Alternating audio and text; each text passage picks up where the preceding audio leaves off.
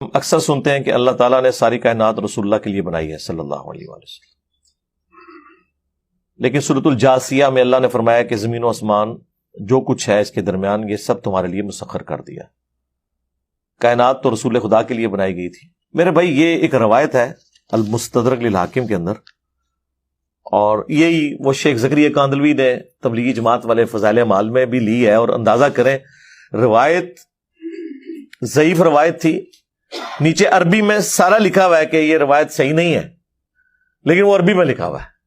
اردو میں روایت لکھی ہوئی ہے، وہ پوری دنیا میں پڑھ پڑھ کے سنا رہے ہیں کہ آدم علیہ السلام کی توبہ جو ہے رسول اللہ کے وسیلے سے قبول ہوئی، اور پھر اللہ تعالیٰ نے پوچھا آدم تمہیں کیسے پتا چلا؟ تو انہوں نے کہا کہ میں نے جو ہے نا وہ تیرے ساتھ رسول اللہ کا نام لکھا ہوا دیکھا تھا جب میں پیدا ہوا، تو مجھے پتا چل گیا کہ کوئی بزرگ ہستی ہیں، تو اللہ تعالیٰ نے فرمایا کہ اگر میں ان کو پیدا نہ کرتا تو میں کائنات نہ بناتا۔ سرکار یہ اتنی بڑی ٹروتھ ریویلنگ خبر ہے، کم از کم اس کا درجہ قرآن میں بنتا ہے، کم از کم۔ احادیث کے اوپر کیوں چھوڑ دیا گیا اسے؟ اور حدیث بھی وہ جس کے اوپر محدثین کا کلام وہ بیان کر رہے ہیں۔ قصہ آدم اور ابلیس قرآن میں 7 مقامات کے اوپر آیا ہے، سورۃ البقرہ میں آیا ہے، سورۃ الاعراف میں بڑی تفصیل کے ساتھ، سورۃ الحجر کے اندر آیا ہے، سورہ بنی اسرائیل میں آیا ہے، سورۃ الکہف کے اندر آیا ہے، سورہ طٰہٰ کے اندر آیا ہے، سورہ صاد کے اندر آیا ہے۔ 7 جگہ یہ چیز سکپ ہو گئی ہے کہ یہ کائنات کس لیے بنی ہے اور آدم علیہ السلام کی توبہ کیسے قبول ہوئی ہے ہی کوئی نہیں۔ یہ آپ کی بات ٹھیک ہے، بلکہ اس سے بھی بڑھ کے اگر میں آپ کو بتاؤں مقصد کیا ہے، تو یہ پارہ نمبر جو 12 ہے اس کا آغاز ہی اس سے ہو رہا ہے کہ انسانیت کو پیدا کرنے کا مقصد کیا ہے۔ سورہ ہود، اعوذ باللہ من الشیطان الرجیم، بسم اللہ الرحمن الرحیم، آیت نمبر 7، سورہ ہود، سورت نمبر 11، آیت نمبر 7۔ هو الذی خلق السماوات والارض فی 6 ایام، وہی اللہ ہے جس نے آسمانوں اور زمین کو 6 دنوں میں پیدا کیا۔ اب یہ 6 دن سے مراد کیا ہے؟ یہ لانگ پیریڈ آف ٹائم ہے جو اللہ کی قدرت کا ظہور ہوا، وہ اللہ کی مرضی ہے۔ بیکٹیریاز اور وائرسز سیکنڈز بلکہ ملی سیکنڈز میں ڈیوائیڈ ہو جاتے ہیں، اور آم کی گٹھلی سے آم کا درخت بننے میں 8 سال لگ جاتے ہیں۔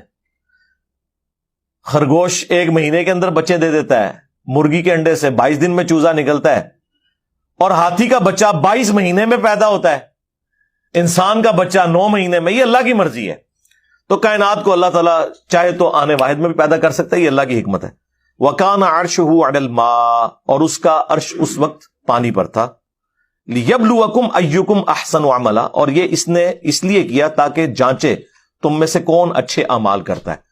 اللہ تعالیٰ فرما رہا ہے کہ یہ ساری کائنات کو پیدا کرنے کا مقصد کیا ہے؟ کہ جانچا جائے کہ تم میں سے کون اچھے اعمال کرتا ہے۔ تو یہ بالکل واضح ہے، وَمَا خَلَقْتُ الْجِنَّ وَالْإِنسَ إِلَّا لِيَعْبُدُونَ، ہم نے جن اور انسانوں کو اس لیے پیدا کیا تاکہ وہ ہماری عبادت کریں۔ عبادت میں حقوق اللہ، حقوق العباد دونوں شامل ہیں۔ نماز پڑھے نہیں، عبادت، ٹوٹل اوبیڈینس، بندے بن کے رہیں۔ تو قرآن بالکل اپنے اس میسج کے اندر واضح ہے کہ اللہ تعالیٰ نے یہ سارا کا سارا نظام کیوں کیا۔ ہاں یہ بات ٹھیک ہے، یہ ساری کائنات انسان کے لیے پیدا ہوئی اس حوالے سے کہ اللہ تعالیٰ نے انسانیت کی خدمت میں لگا دیا ان چیزوں کو، یعنی نبی علیہ السلام کے لیے نہیں، بلکہ اللہ تعالیٰ کی کریشن کا کلائمیکس جو انسانیت کو اللہ نے پیدا کر کے جانچنا تھا، اس کے لیے یہ ساری سٹیج بنائی گئی۔ اس میں اگر آپ کہتے ہیں تو پھر ہر انسان کے لیے کائنات بنی ہے، ان معنوں میں اگر آپ کہنا چاہتے ہیں تو الگ۔ اگر آپ ڈسیزن کی بات کرتے ہیں کہ یہ اللہ نے ڈسیزن کیوں کیا، تو وہ یہ ہے کہ اللہ تعالیٰ ایسی مخلوق پیدا فرمانا چاہتا تھا جو اپنی مرضی سے خدا کو چوز کرے۔ میں اکثر کہتا ہوں کہ حضرت جبرائیل علیہ السلام بھی اگر مجھے کہنا کہ انجینئر صاحب آپ اپنا ایمان میرے ساتھ ایکسچینج کر لیں، تو میں کہوں گا کہ نہیں، تم نے اللہ کو مانا ہے اللہ کی مرضی سے، اور میں نے گاڈ کو چوز کیا اپنی مرضی سے، میں اپنا ایمان ایکسچینج نہیں کروں گا۔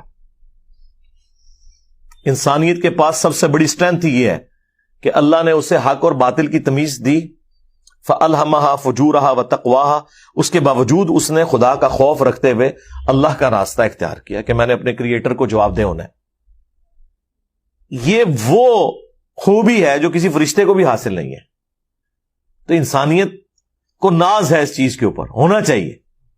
باقی جذباتی باتیں ہیں جی، نبی علیہ السلام کے ساتھ وہ چیز منسوب کرتے ہیں جب ہم کہتے ہیں یار یہ اتنا بڑا ٹروتھ تھا کہ آدم علیہ السلام کی توبہ رسول اللہ کے وسیلے سے قبول ہوئی، اور وہاں پہ اللہ تعالیٰ نے فرمایا کہ اگر میں نبی کو پیدا نہ کرتا، یہ کائنات نہ پیدا کرتا۔ یہ باتیں جذباتی طور پہ تو بکتی ہیں، اور جو بندہ اس کے بارے میں گفتگو کرتا ہے اسے گستاخ کہہ دیتے ہیں۔ تو ان کے لیے پھر میں نے ہی پھکی تیار کی ہوئی ہے، کیا عیسیٰ ابن مریم کو اللہ کا بندہ کہنا عیسیٰ ابن مریم کی گستاخی ہے؟ کرسچن سے پوچھیں وہ تو کہیں گے گستاخی ہے، وہ کہتے ہیں کم از کم خدا یا خدا کا بیٹا کہو۔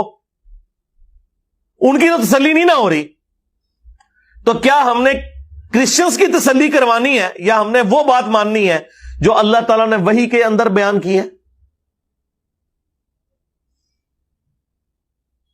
اللہ تعالیٰ فرماتا ہے لقد کفر الذین قالوا ان اللہ هو المسیح ابن مریم، بے شک وہ کھلا کفر کر رہے ہیں کہ جو کہہ رہے ہیں کہ عیسیٰ ابن مریم ہی اللہ ہے۔ وقال المسیح، جبکہ مسیح تو خود کہا کرتے تھے یا بنی اسرائیل، اے اولاد یعقوب، اعبدوا اللہ ربی و ربکم، عبادت کرو اس اکیلے اللہ کی جو میرا بھی رب ہے اور تمہارا بھی رب ہے۔ انہ من یشرک باللہ فقد حرم اللہ علیہ الجنہ ومأواہ النار وما للظالمین من انصار، بے شک جو کوئی اللہ کے ساتھ شرک کرے گا اللہ تعالیٰ نے اس پہ جنت حرام کر دی ہے، اس کا ٹھکانہ جہنم کی آگ ہے، وہاں پر اس کا کوئی مددگار نہیں ہوگا۔